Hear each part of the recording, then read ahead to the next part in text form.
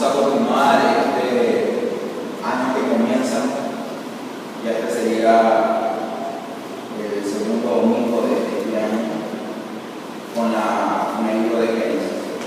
Creo que falta mucho por que recorrer y bueno, que el Señor sea edificando nuestra vida este año 2023, siga edificando nuestra vida a través de este libro tan importante.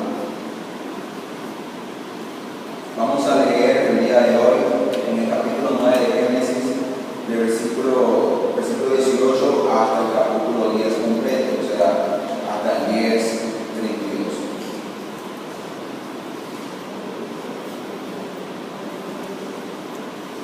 Si recordamos un poco la clase pasada, se hablaba acerca de vivir actualmente o vivir bajo los pactos.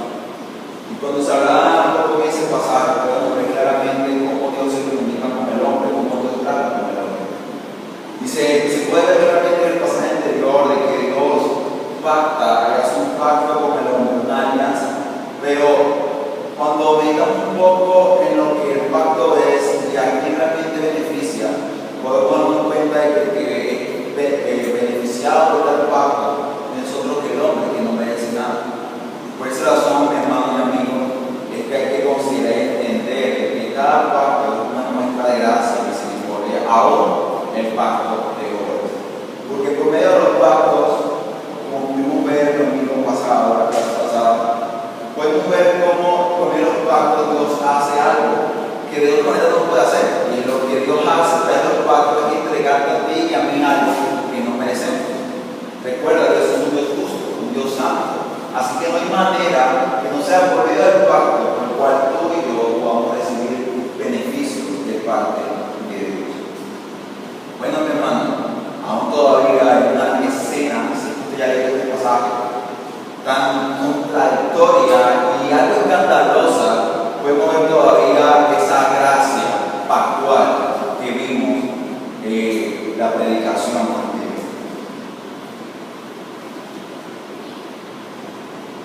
Realmente podemos considerar de que en nuestro entorno y aún todavía en nuestro corazón hay una realidad que no se puede negar.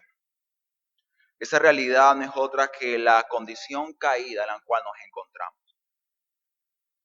Pregúntese un poco, o al menos piense, ¿cuántas cosas usted no quiso hacer el año pasado, el año que ya se fue, el año 2022? Y por algo que había en su corazón y en su ser no fue posible. ¿Sabes? Nosotros hablamos de muchos enemigos y comenzamos a decir, bueno, él es mi enemigo o esta persona es mi obstáculo, él no me permite hacer lo que debería hacer. Pero el mayor enemigo del hombre es ese mismo hombre, eres tú mismo. Tú eres tu mayor enemigo, yo soy mi mayor enemigo. Y cuando tú dices, pero ¿cómo que yo soy mi mayor enemigo? Sí, es tu pecado, es tu carne la que realmente atenta contra el propósito por el cual tú fuiste creado. Este propósito es la gloria de Dios, no tu gloria. Y tú dices, pero ¿cómo es posible? ¿Qué está sucediendo? Pues bueno, la realidad es que cuando creemos en Cristo, somos sí libres del pecado, pero todavía tenemos que lidiar con el pecado. Un hombre del Señor decía, creímos que el Adán se ha ahogado, pero no, él sabía nadar. Nosotros pensamos que ya el pecado o los deseos de la carne están inactivos por congregarme en la iglesia, por leer la Biblia y por levantarme al altar familiar con mi familia. No. Quisiera en verdad que esta mañana tú fueras animado a estar más atento a las propias intenciones de tu corazón, a que tú examines tu mente y tu corazón. ¿Por qué? Porque cuán engañosos son ellos, como dice el libro de Jeremías. No podemos ni minimizar el pecado, ni tampoco podemos exagerar de forma desmedida el pecado en los hijos de Dios. Así que tú te preguntarás, hermano, entonces, ¿cómo yo lidio con mi pecado? ¿Cómo yo lidio con mi corazón caído este nuevo año que ha comenzado? ¿Cómo yo podré, por la gracia del Señor, lograr lo que tanto me propuse el año que se fue? Pues bueno, el primer paso para poder lograr vivir para el propósito por el cual fuimos creados, que es para la gloria de Dios. Y que nuestras vidas realmente glorifiquen y exalten su nombre en todas las áreas, es reconocer esa realidad innegable. Por esa razón el título del sermón de esta mañana es una realidad innegable. No se puede negar realmente la realidad de que todos somos pecadores. Pero ¿sabes algo? Lo interesante del asunto es que tu corazón está lleno de pecado, mas sin embargo Él quiere que tú creas que no lo es así. O al menos que creas que el pecado no es tan peligroso o al menos tan delicado como realmente lo es. Así que vayamos entonces a la primera división, tomando en cuenta de que hay dos, y creo que es fácil verlas, ¿no? Porque de hecho la Reina Valera hace una división con sus títulos. Primera división, versículo 18 del capítulo 9 al versículo 29 del capítulo 9, primera división. Y la segunda división sería todo el capítulo 10, debido a que lo que ahí se habla es de una sola cosa, la descendencia de los hijos de Noé. Primera división, la caída del que caminaba con Dios. Y segunda división, generaciones bajo maldición. Habiendo dicho esto, creo que ahora sí podríamos pasar a hacer lectura de la primera división, del versículo 18 al versículo 29.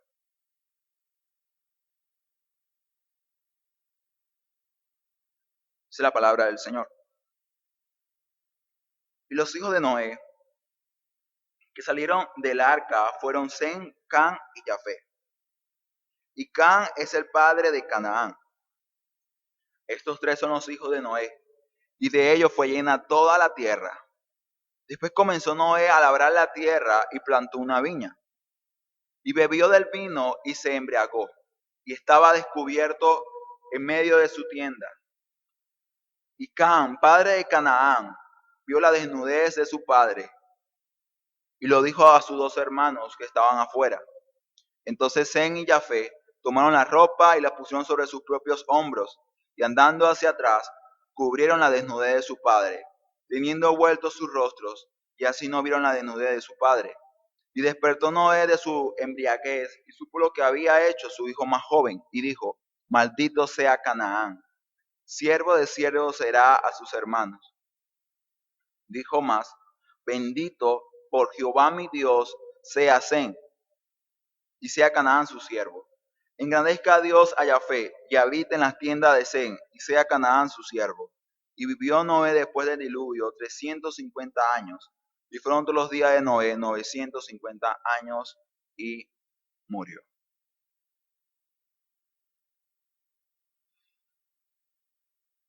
¿Qué tal? ¿Cuál fue la escena? Hermosa, maravillosa.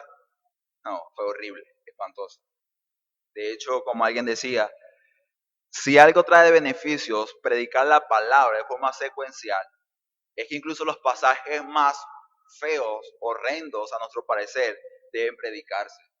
¿Y sabes qué provecho es eso? Porque aún en los pasajes que menos nos agradan o nos parecen tan atractivos o tan hermosos, Dios quiere señalar o al menos dar un mensaje a nosotros aún en ellos. Recuerda, toda la escritura fue inspirada por Dios y toda es útil para enseñar, para instruir, para redarguir. Así que en este pasaje, aún esta parte tan espantosa, Dios tiene algo que enseñarnos y tiene algo que mostrarnos por medio de su palabra.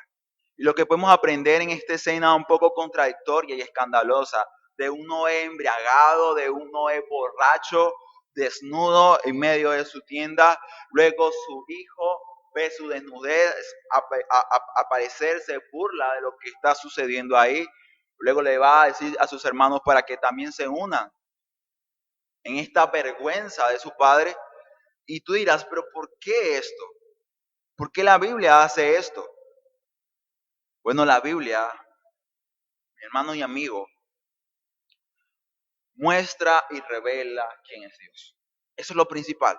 Eso es lo central de la Biblia. La Biblia es teológica, o sea, ella te enseña y te muestra a Dios tal cual como Él es.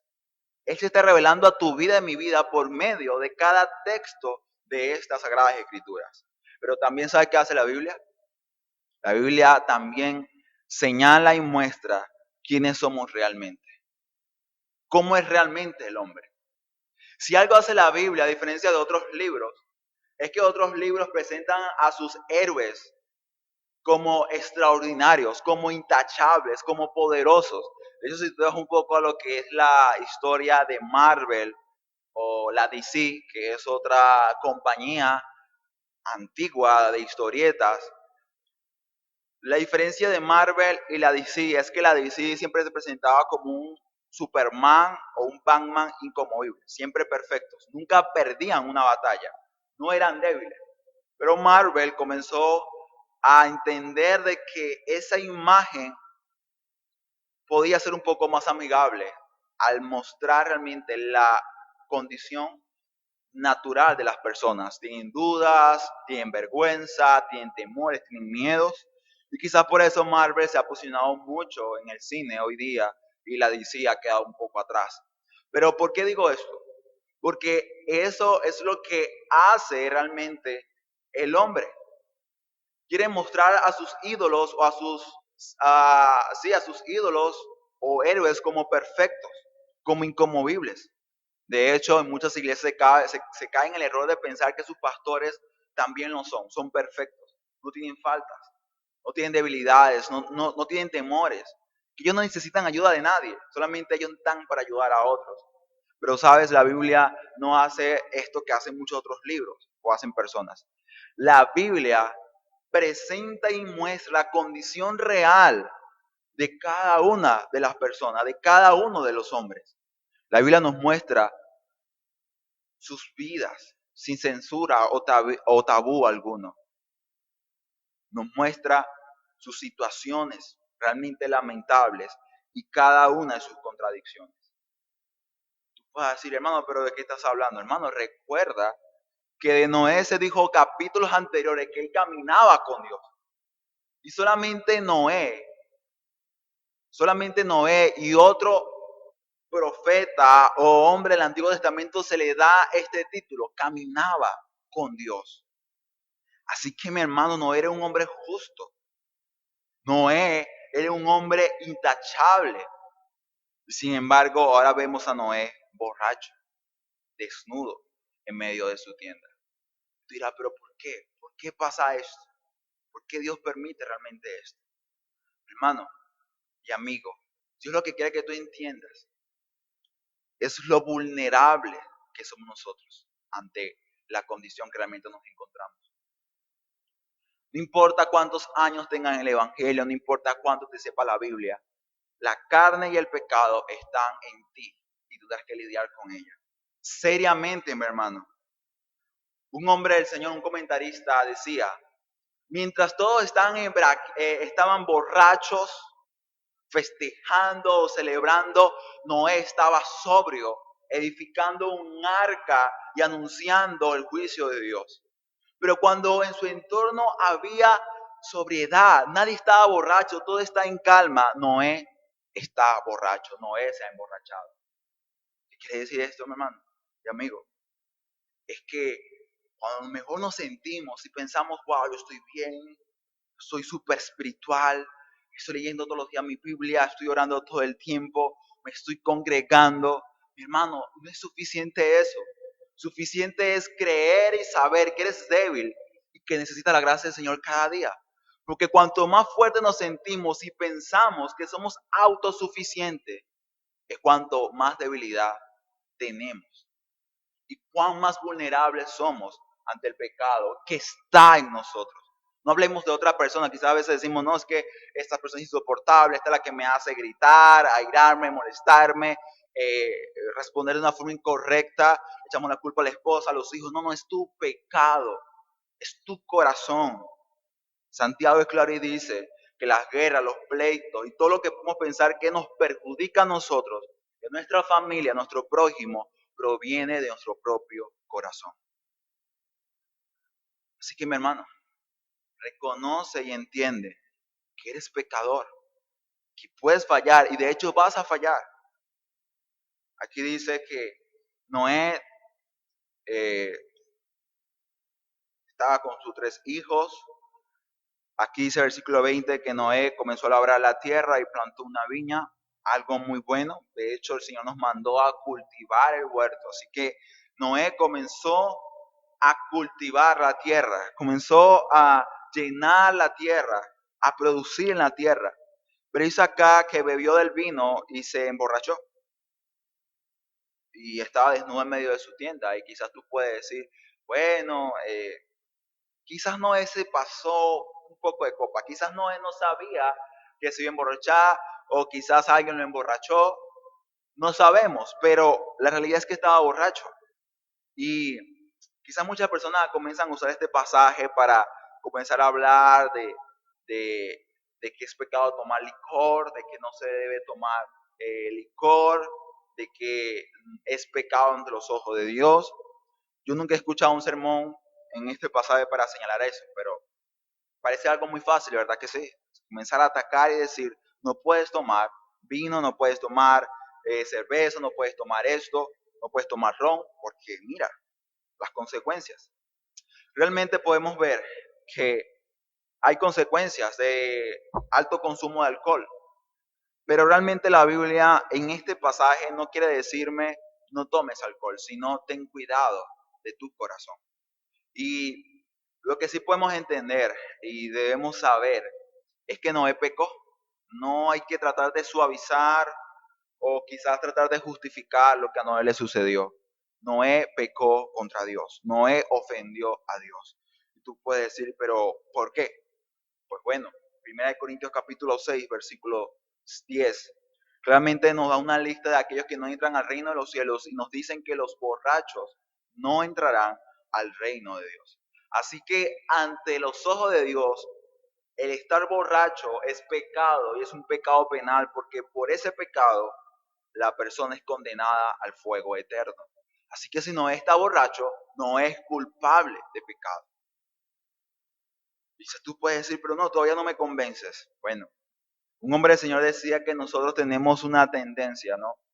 A, a quizás a suavizar o justificar el pecado, o podemos también quizás eh, comenzar a juzgar, ¿no? De forma condenativa también el pecado. Y quizás decir, pero explícame un poco. Bueno, sabes, a veces escuchamos fácilmente, o a veces se suele escuchar, bueno, el pastor fornicó, ¿no? Y eso es algo escandaloso. Y por un pecado como este, según la escritura, la persona queda descalificada para el ministerio. Pero hay quienes, ¿verdad? La iglesia comienza a decir, no, pero fue la muchacha que lo sedujo al pastor, al varón de Dios, porque él es un hombre de Dios. ¿Cómo él puede caer? No, no.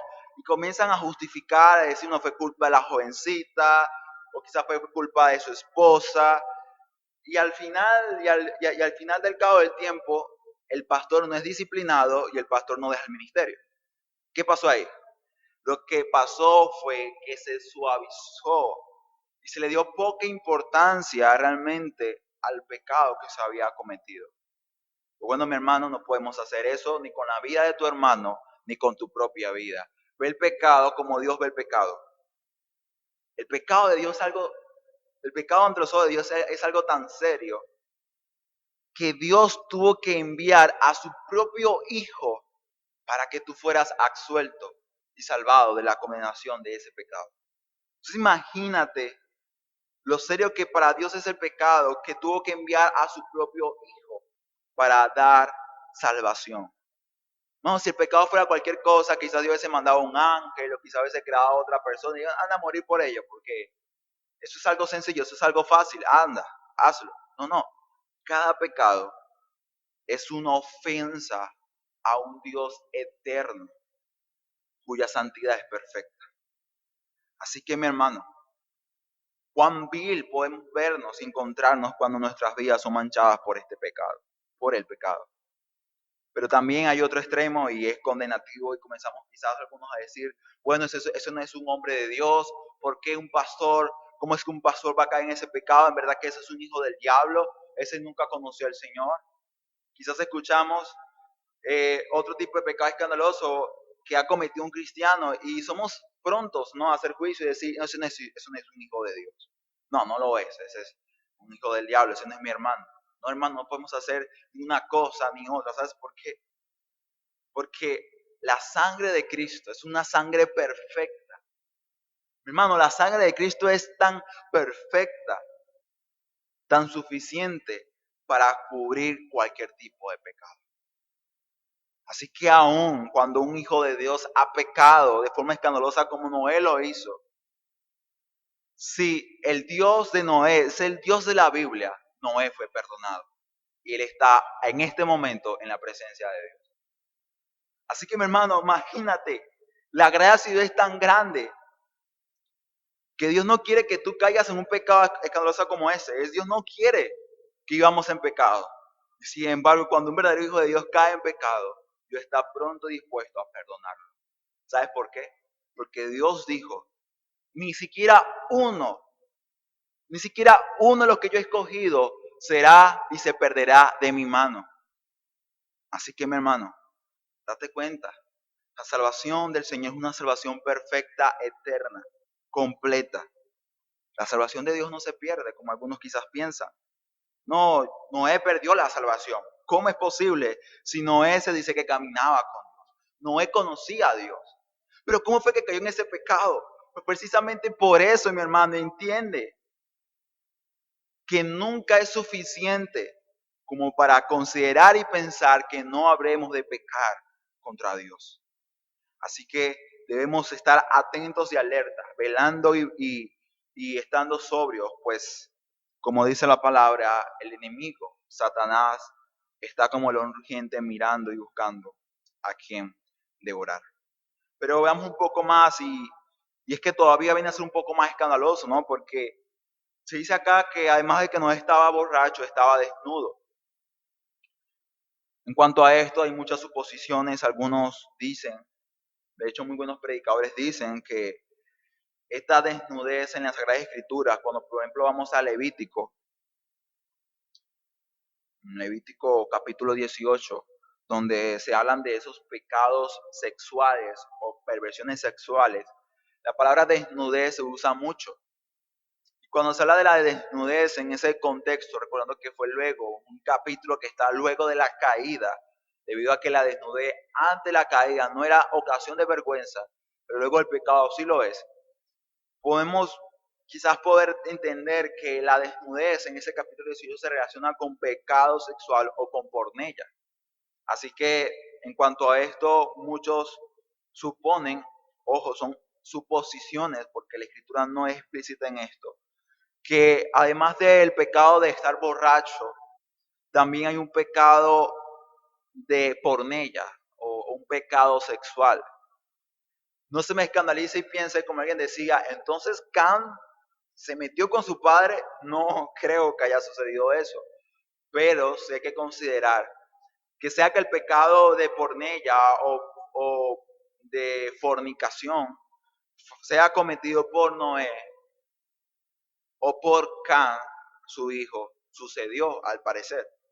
Y tú puedes decir, pero Noé, ¿quién fue? Bueno, cuando vamos un poco más adelante, dice que Can vio la desnudez de quién, de su padre. ¿Y qué hizo? Fue y lo cubrió, fue y cubrió su vergüenza. No, dice que fue y se lo dijo a sus hermanos. Así que al parecer Can halló placer y deleite en la vergüenza de su padre. ¿Sabes? Can hizo quizás lo que nosotros a veces hacemos y creo que no deberíamos hacerlo. Se cae alguien, comenzamos a reírnos, jaja, nos reímos, comenzamos a buscar a otro, mira cómo se cayó, mira cómo se pegó. Algo así similar hizo Can. Can se burló, ¿no? De la vergüenza de su padre.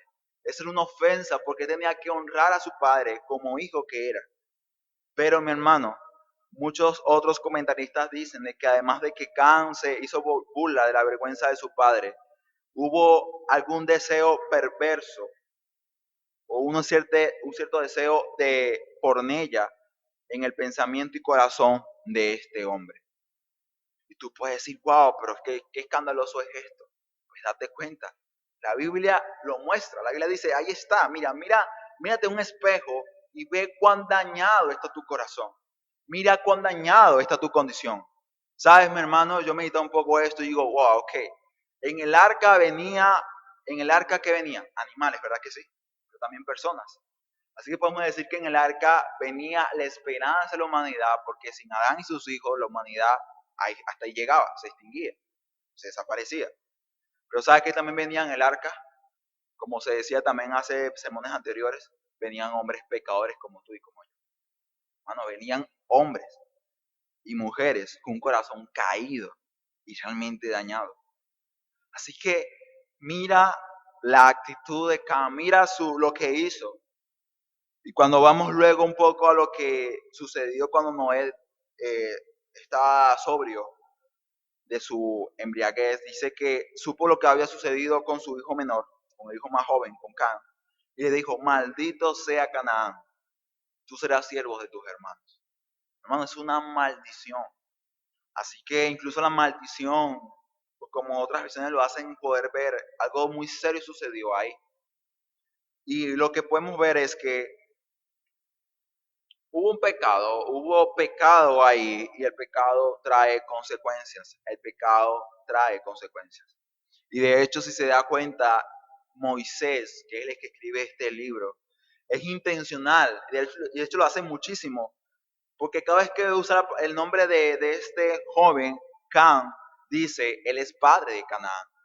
No se da cuenta, dice padre de Canaán. De hecho, antes de señalar de que Sem y Jafet también son padres de multitudes, ya lo hizo desde el comienzo, versículo 18. Y Can es el padre de Canaán. ¿Qué está haciendo Moisés?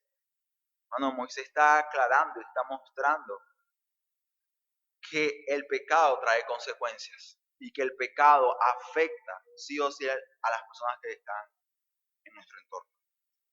Quizás esta realidad de la palabra muchos la llevan a otro punto y comienzan a hablar de maldiciones generacionales y la palabra de Dios no habla a mí de eso, la palabra de hecho lo niega. Cuando había un enfermo y los discípulos preguntan a Jesús, Jesús, ¿quién pecó, este hombre o sus padres para que esté de esta manera? ¿Qué dice Jesús? ¿No? Es que no fue ni el padre, ni el sobrino, ni los hijos, no. Él está ahí enfermo para que la gloria, mi gloria, se revele. Hermano, Jesús negó lo que se conoce como maldiciones generacionales. De hecho, el Señor aclara y dice que cada quien dará cuenta por lo que hizo. Cada quien pagará por lo que hizo. Pero a pesar de esto, tampoco podemos negar la realidad de que lo que nosotros hacemos afecta a las personas que nos rodean. Tú, hombre que eres padre de familia, tú tienes a tu cuidado tu esposa y tus hijos. ¿Sabes? Tú serás juzgado individualmente ante la presencia de Dios y también tus hijos y tu esposa. Cada quien dará cuenta de forma individual a Dios, pero tú no puedes negar la realidad de que si tú tomas decisiones equivocadas, tu familia serán afectadas. El presidente tendrá que dar cuenta por lo que está haciendo. También yo, de forma individual. Y sin embargo, cuando el presidente toma malas decisiones en su gabinete, todo el pueblo venezolano es afectado. Así que date cuenta, lo que haces trae consecuencias. Y si se da cuenta, mi hermano, la consecuencia o lo que podemos ver acá, no solamente esta maldición que recibió Can, sino además de que esa actitud o esa condición o esa disposición hacia la perversión sexual fue la marca distintiva de su descendencia. Y eso lo veremos un poco más adelante en la segunda división. Toda esa generación, mi hermana y hermano y amigo, fue una generación maldita, una generación perversa.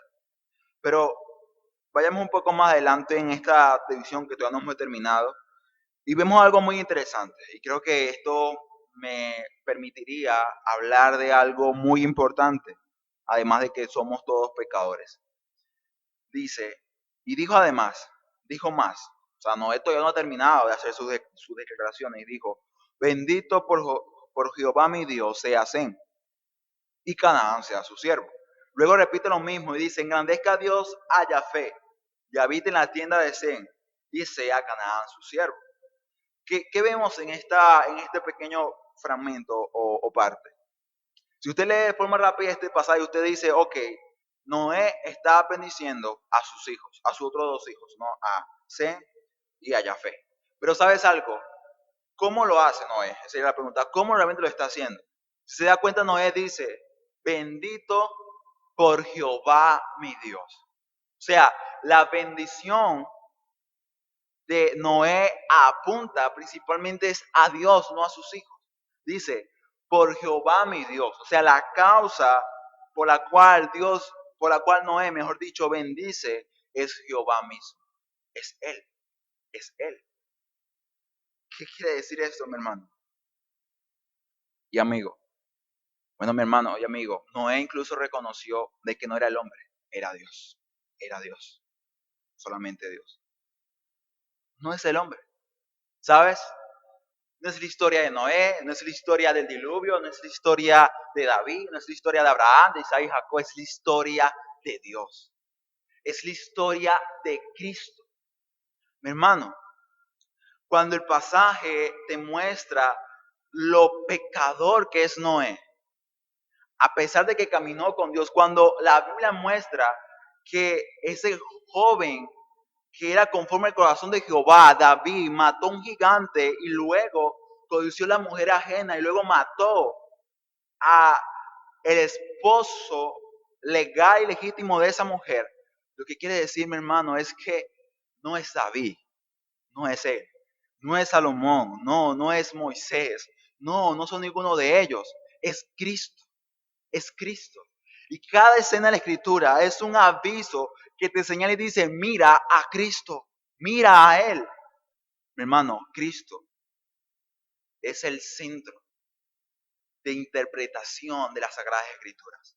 Cristo es el que le da significado a la palabra de Dios y le da un sentido y una coherencia y le da una trascendencia eterna. Cristo, mi hermano, es lo que permite que la Biblia sea más que un libro, que un simple libro. Es Cristo, mi hermano, es la luz real. Todo demás son sombras. ¿Recuerdas de Hebreos? Dice que todo era sombra de lo que vendría. ¿Pero qué vendría? Cristo, mi hermano, Cristo. Y quizás nosotros a veces nos admiramos, ¿no? Por la valentía de muchos de los héroes de la palabra de Dios. Pero cuando nos topamos con sus pecados, sus debilidades, sus temores, con su mentira y engaño, tú dices, oh, es igual que yo, ¿sí? Es igual que nosotros, ¿sabes? Si tú debes ver a estos hombres, no es para exaltar y decir, wow, ese hombre es impresionante. Yo quiero ser como él. Lo que debes hacer es ver en ellos cómo ellos fueron vasos de barro, indignos, mi hermano, pecadores como tú y como yo. Dice la palabra que Elías oró al Señor para que no lloviera y llovió, pero la palabra también dice que Elías estaba sujeto a las debilidades de tu carne y mi carne. Hermano, entiende que lo que la Biblia nos muestra es que cada hombre de Dios es un vaso de barro, es indigno, no es nada valioso. Y sin embargo, Él está lleno de la gracia y el poder de Dios. Mi hermano, eso también puede pasar con tu vida y debe pasar con tu vida y con mi vida. Somos indignos, somos pecadores. Y sin embargo, Dios está dispuesto a llenarnos de su gracia. Sin embargo, Dios quiere que nosotros seamos parte de un plan, de un propósito. Y este es el avance de su reino. Este es la gloria de su nombre. O si no, veamos la conclusión de esta división, pues dice, y Noé vivió después del diluvio 350 años. Y fueron todos los días de Noé 950 años y murió. ¿Sabes que son 950 años? Nadie hoy día vive esa cantidad de años. Y tú y yo, mi hermano, cuando cumplimos años, lo que celebramos es eso, no la vida, la dicha de poder vivir todavía. Así que la vida, la salud, el hecho de que tú estés aquí es una bendición, un regalo de Dios. Así que ahora imagínate entonces Noé viviendo 950 años en la tierra, mi hermano. Noé recibió y tuvo la gracia de Dios aun cuando pecó de esta manera. Todavía Noé pecando de tal manera dice que después del diluvio vivió 300 años. Tampoco ningún hombre hoy día puede vivir esa cantidad de años. Así que mi hermano, date cuenta y ve que la gracia de Dios es mayor, su misericordia, su perdón. Y que no se trata del hombre, no se trata de nosotros, de hecho no se trata de este local, de estructura, no se trata de los predicadores, no se trata de la persona. No se trata de nosotros, hermano, se trata de la gloria de Dios. Y cuando trabajemos para ese propósito, para su gloria, te darás cuenta de que todo, mi hermano, todo es maravilloso. Que como le decía a alguien, mira, confía en el Señor, cree en Él y verás cómo tus problemas pesan como una pluma. Realmente serán muy poco importantes porque la gloria del Señor lo llenará todo y dará lo que tanto el hombre desea.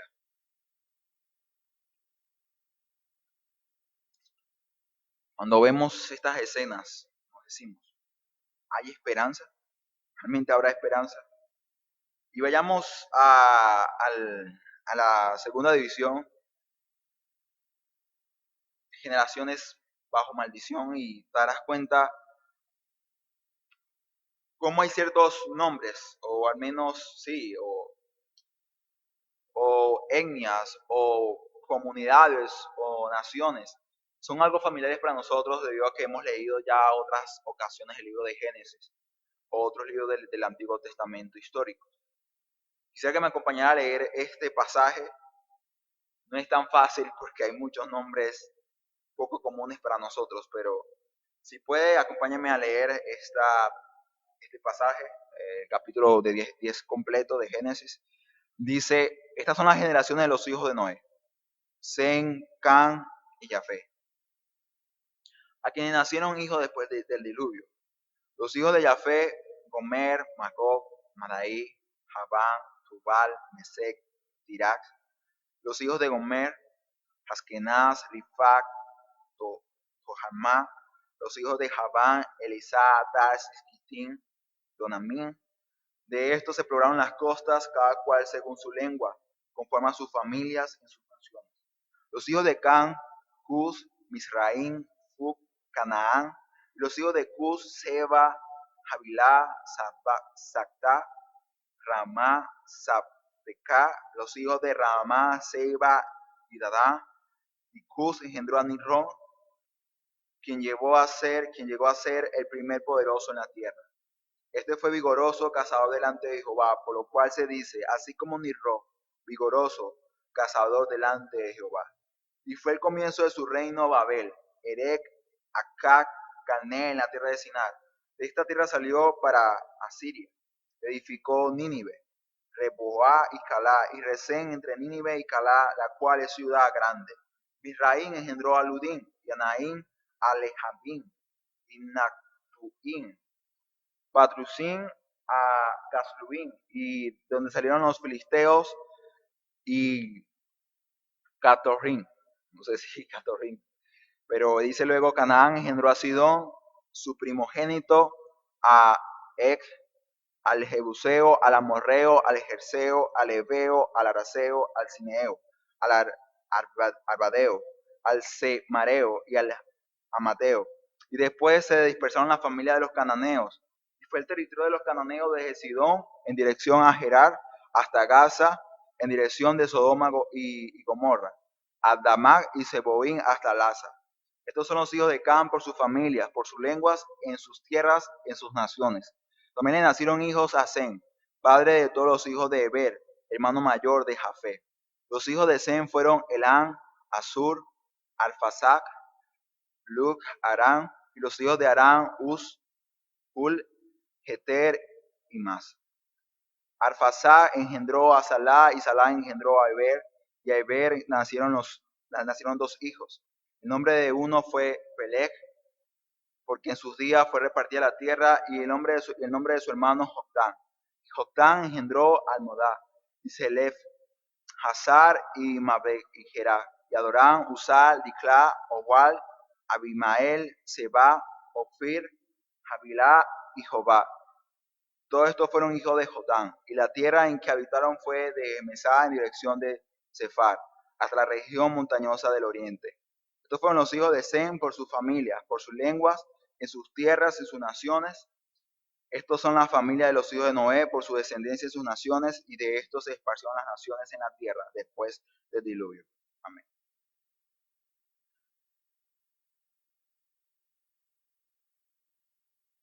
Algunos dicen que si tienen problemas para pronunciar algunas palabras, lean la Biblia, y creo que podemos comenzar con este pasaje.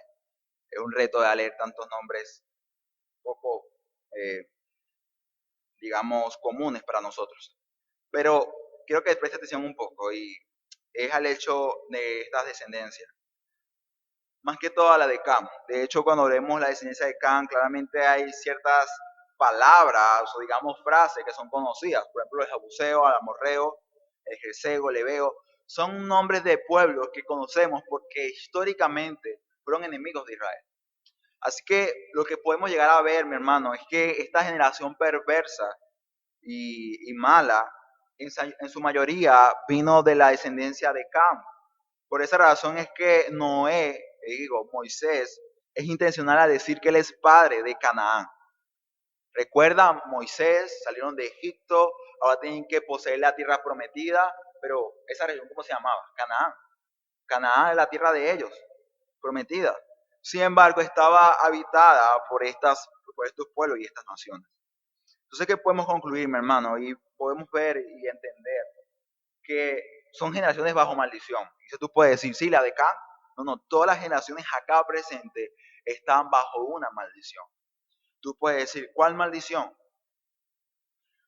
Cuando vamos a Romanos, capítulo 5, versículo 12, vemos cuál es esa maldición.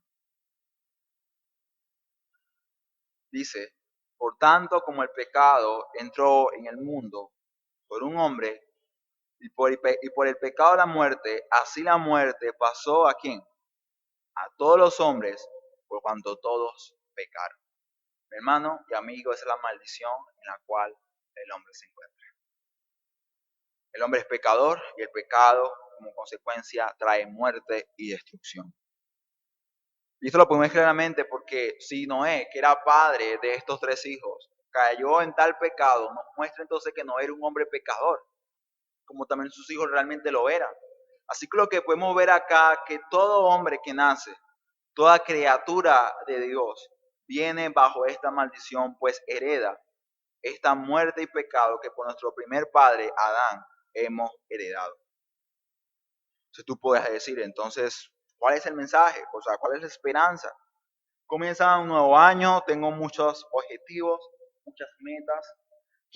Quizás tú has dicho, bueno, este año voy a honrar más a Dios, este año me voy a esforzar en esta área, y comenzamos nuevamente a tropezarnos, comenzamos nuevamente a caer.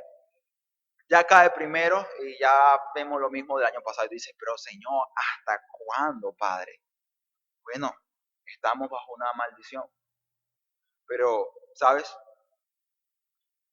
Dice la palabra del Señor que cuando abundó el pecado, también sobreabundó la gracia del Señor.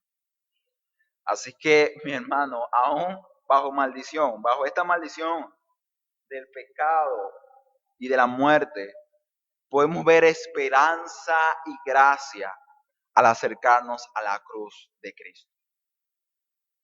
Sí, el pecado nos afecta, nos daña, nos destruye. También trae consecuencias incluso a otras personas. Sí, nuestro primer padre pecó. Y por nuestro primer padre haber pecado, nosotros hemos heredado por consecuencia su condición caída. Pero mi hermano y amigo, Cristo trae esperanza. O sea, Cristo da esperanza. ¿Por qué? Porque su sacrificio perfecto, su ofrenda agradable ante los ojos de Dios, ella nos hace libres. Nos hace libres de la esclavitud del pecado, nos hace libres de la condenación del pecado. Cristo vino para deshacer las obras de Satanás. Así que mi hermano, cuando vamos al pasaje y a la palabra de Dios, y comienzas a ver y a ver tu realidad, esa realidad innegable de que todos somos pecadores y que todos fallamos, que todos somos desobedientes, todos somos rebeldes, todos somos mentirosos, ingratos, orgullosos. Cuando nosotros vemos que como Noé hemos mostrado ante los ojos de Dios toda nuestra vida una vergüenza, mi hermano, cuando tú realmente percibes el hedor de tu pecado, cuando tú realmente te sientes indigno y sucio ante los ojos de Dios, mi hermano, eso, aunque tú no lo creas, eso es lo que te acerca a Dios y a su gracia. ¿Sabes por qué? Porque el Señor dice, los sanos no necesitan de doctor, los enfermos sí. Así que mi hermano, si tú reconoces esta mañana y dices, Señor, yo estoy enfermo, Señor, yo necesito de tu gracia, mi hermano, te aseguro que Dios, Cristo, vendrá y te sanará. Te aseguro de que Dios te va a levantar y te va a restaurar. Mi hermano, Dios es experto en convertir el peor momento en el momento más maravilloso. ¿Sabes? El peor momento de la historia, la peor escena, Dios la transforma en esperanza y vida para otros. ¿Sabes cuál es esa peor escena? Es ver ahí al Hijo de Dios, al Dios hecho carne, clavado en la cruz, desnudo, mi hermano. Esa es la peor escena de la historia de la humanidad. Y sin embargo, Dios permitió el momento más terrible y horrendo de la historia. Es Dios hecho vergüenza y burla de los hombres pecadores para que tú y yo ahora, por medio de su muerte, tengamos vida y esperanza. Mi hermano, Dios es experto en convertir la miseria, la oscuridad, en algo maravilloso, en algo único. Así que, si tú crees y piensas realmente que tu vida es vergonzosa, o al menos muchas cosas que tú has hecho lo son, mi hermano y amigo, ven a Cristo. No hay pecado, no hay falta que la sangre de Cristo no pueda cubrir eficazmente. Así que no pierdas el tiempo, ven al Señor, ven. Dice la palabra, acércate al trono de la gracia, acércate, porque el Señor está esperando, Él está esperando. Como el Señor decía, si alguien viera realmente lo que yo he pensado, las personas pudieran ver realmente lo que en mi corazón hay, cuánta vergüenza yo sentiría. Y sabes, creo que nosotros podríamos decir eso, cuánta vergüenza realmente sentiríamos si las personas pudieran ver, ¿no? O conocer lo que pensamos y lo que deseamos. Mi hermano, nuestro corazón está lleno de pecado, todavía tenemos que lidiar con él. Y cuando vamos a la palabra de Dios, podemos hallar palabras como, por ejemplo, en el mundo de muchas aflicciones, vas a tener muchos problemas, pero yo he vencido al mundo. Vas a hallar palabras, por ejemplo, como la de que, bueno, ¿dónde, oh muerte, está tu aguijón? ¿Dónde sepulcro tu victoria? ¿Dónde está? Vaya pasajes como, por ejemplo, los que están en Cristo, para ellos ya no hay condenación. Así que, mi hermano, sí, en la Biblia te muestra tu pecado y te dice y te lo saca en cara y te lo dice, mira, eres un pecador. Pero sabes, Dios quiere que tú veas tu desnudez y vergüenza para luego cubrirte. No con hojas, no, eso no sirve realmente. No son tus obras, no son tus obras las que podrán poder permitirte hallar gracia ante los ojos de Dios. No, no son tus obras, no son tus hojas de higuera. Es el cordero que Dios tuvo que sacrificar para poder cubrir tu vergüenza, la que realmente hace eficaz que estés ante su presencia. Así que mi hermano y amigo, cuando vemos estos pasajes podemos ver pecado, vergüenza, faltas y fallas, pero también podemos ver que su gracia es mayor. Así que, mi hermano,